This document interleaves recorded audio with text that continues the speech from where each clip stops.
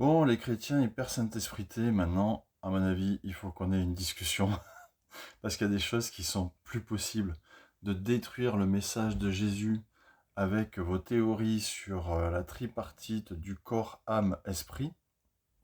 C'est-à-dire de dire que l'homme est créé avec un corps physique pour le mettre en relation avec le monde, une âme qui est le siège des émotions, et un esprit qui est fait pour le mettre en relation avec Dieu, c'est du blabla qui est faux et qui va entraîner les gens dans des graves conséquences. Et une de ces graves conséquences est de remettre en question le message simple et clair de l'évangile de Jésus qui est venu sur terre pour vivre comme un être humain, mourir pour nos péchés, pour que nos fautes soient pardonnées, pour payer pour nos fautes, et ensuite ressusciter pour qu'on ait en lui la vie éternelle, parce qu'il est monté auprès du Père pour que ceux qui croient en lui aient la vie éternelle et le pouvoir de devenir des enfants de Dieu. Pas des catholiques, pas des protestants, pas des évangéliques, pas des témoins de Jéhovah, des enfants de Dieu. Voilà, tout le reste, c'est des choses inventées par les hommes. Et cette théorie de la tripartite de l'être humain, c'est quelque chose qui a été inventé par les hommes. Pourquoi?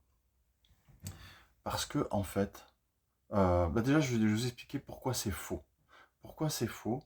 Parce que quand vous prenez l'épître de Pierre, hein, je crois que c'est chapitre 3, verset 9, dans lequel il est dit que Jésus est allé prêcher aux esprits qui étaient en prison, aux esprits, d'accord? Et maintenant, vous prenez Apocalypse. Et dans Apocalypse, écrit par Jean, il est écrit que sous l'autel de Dieu, il y a les âmes de ceux qui ont été égorgés, qui ont été martyrs pour la cause de Jésus, et qui crient jusqu'à quand, Seigneur, vas-tu patienter? C'est des âmes, ok, qui crient. Donc, c'est des êtres vivants, c'est les personnes en fait qui sont mortes. Et les esprits en prison, pareil. Quand Jésus est allé leur prêcher, ça voyait bien que il y a, il y a deux pensées là-dessus, mais on parle bien des personnes, les esprits. Et quand dans je sais pas dans Genèse, mais dans Roi ou dans Samuel, il est parlé du fait que il y avait le roi Saül, et ce roi, des fois, il désobéissait vraiment à Dieu. Et à un moment, l'Éternel dit, donc l'Éternel est sur son trône, et il dit, qui sortira et ira tromper Saül? Voilà, qui ira le tromper? Et là, il y a un esprit qui vient et qui se présente devant l'Éternel et qui dit, moi j'irai. Un esprit. Donc vous voyez que c'est pas si clair que ça. Dans le royaume de Dieu, il y a soit des âmes, soit des esprits. C'est quoi? Eh bien, selon En fait, le Nouveau Testament n'est pas clair au sujet de ces choses-là. C'est-à-dire que un coup pour une chose, on va parler de l'esprit, et un coup pour une chose, on va parler de l'âme. Donc le Nouveau Testament va utiliser les deux mots pour parler de la même chose. Ok? Maintenant, si on revient au premier moment où on entend ces deux mots, eh bien ces deux mots, on va les trouver dans la Genèse, au moment de la création de l'homme, où il est dit que Dieu forma l'homme de la poussière du sol. Il souffla, et là c'est le mot roi qui est utilisé pour son esprit, dans les narines de l'homme. Donc il souffla l'esprit de Dieu dans les narines de l'homme, et l'homme devint une âme vivante. Une âme vivante. C'est-à-dire que c'est comme si le fait que l'esprit de Dieu soit insufflé dans un corps, ça crée une âme. Écoutez bien ce que je suis en train de vous dire. Ça veut dire que l'âme, c'est l'union du corps et de l'esprit. Et à partir du moment où vous avez la parole de Dieu, je crois que c'est Paul qui dit ça, il parle de ce passage, que la parole de Dieu est comme une épée tranchante pour séparer le corps, l'âme et l'esprit. C'est-à-dire que vous séparez euh, le corps et l'esprit, et donc vous séparez l'âme en fait. Vous voyez ce que je veux dire? Mais on tord tout ça, et on comprend mal, comme Pierre le dit, on ne comprend pas les paroles de Paul, et on les tord, et on en fait des théories.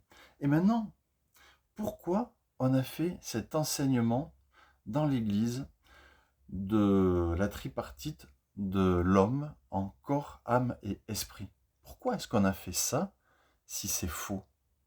Eh bien, je vous ai expliqué que Jésus est mort et ressuscité pour qu'on ait la vie éternelle. Et dans Ésaïe, Ésaïe 53 ou Ésaïe 9, ou c'est dans Zacharie, il est écrit qu'il est mort pour nos et qu'il a porté sur lui nos péchés, nos maladies, nos blessures. Ok. Il y a une notion de guérison. Et Jésus, quand il est venu, il a guéri beaucoup de personnes. Donc il y a une notion de guérison dans le ministère de Jésus, dans l'action de Jésus envers nous, nous qui mettons notre foi envers lui. Mais la Bible nous enseigne que parfois, Jésus est Dieu, et nous ne savons pas pourquoi, parfois, il ne guérit pas. Et même, on peut voir que dans la plupart des cas, il ne guérit pas. Ce qui ne nous empêche pas de prier, puisque la Bible nous recommande de prier pour les malades. Il peut y avoir des miracles, certes, ok, j'en ai vu, mais j'en ai pas vu beaucoup. Par contre, j'ai des amis qui sont morts du cancer ou des choses comme ça, et je sais qu'ils sont avec Jésus. Je sais qu'ils sont avec Jésus, ok? J'en suis sûr, et qu'ils sont heureux avec lui. Et maintenant, ils n'ont plus de maladie, parce que je suis vraiment sûr que ça, c'est des choses pour l'avenir céleste avec lui, au paradis. Et en fait, des fois, on veut maîtriser les choses en tant qu'homme. Et le fait qu'on commence à enseigner ces choses sur la tripartite de l'homme, corps, âme et esprit, eh bien, ça va nous amener dans une déviance qui veut dire au final que ce que Jésus fait, ce que Jésus a fait pour nous n'est pas suffisant. Il nous faut une connaissance supérieure, et on va entrer dans de la psychologie et de la psychanalyse chrétienne, teintée de magie un petit peu chrétienne. Et le New Age va entrer dans l'Église et pervertir le message de l'Évangile. C'est-à-dire que le diable va entrer par ce biais-là dans l'Église et pervertir l'Église et l'empêcher de croire pleinement que Jésus a porté ses maladies, ses péchés. Et donc, si vous êtes dans des cas où vous êtes en dépression, par exemple, on va essayer de vous vendre des bouquins. Et derrière ces bouquins, on va essayer de vous vendre des formations. Et si vous creusez bien, qu'on n'essaye pas de vous vendre, par exemple, vous avez un pasteur ou un frère qui veut absolument vous faire suivre ceci ou cela parce qu'il l'a fait et compagnie, en fait, si vous creusez, vous allez vous rendre compte qu'à ce chrétien-là, on lui a vendu des bouquins et on lui a vendu des formations. Et au final, est-ce qu'il voit des miracles? Mais non.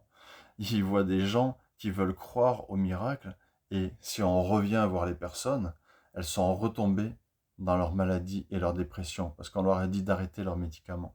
Et la Bible n'est pas contre la médecine. Au contraire, la Bible appelle Luc notre cher médecin. La Bible ne dit jamais que Luc a arrêté d'être médecin. Au contraire, c'est notre bien-aimé médecin. Oui, bien sûr, Jésus est notre médecin préféré, mais il faut, si vous êtes en dépression, si vous êtes en maladie, il faut trouver un bon médecin, un bon psychologue, un bon psychanalyste, le suivre. Si c'est quelqu'un qui est chrétien, c'est encore mieux, mais il ne faut pas se priver de la médecine, parce que c'est Jésus qui nous a donné notre cerveau, et à travers ça, il nous a donné la médecine. Ok? Donc ça, c'est vraiment super important. Jésus fait ce qu'il veut, il n'est pas obligé de nous guérir.